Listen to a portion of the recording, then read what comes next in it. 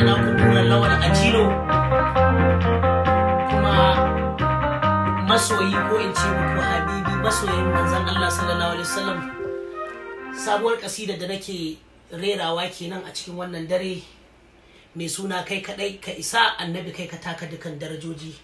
Na sani kuma kun tabbata haka ne, annabi ya fi karfin kowa.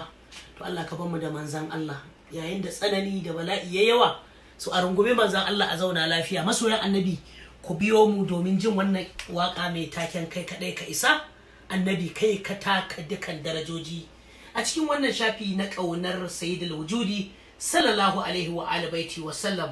Kun ga yadda karin amshin wakan nan yake. Kai kadai ka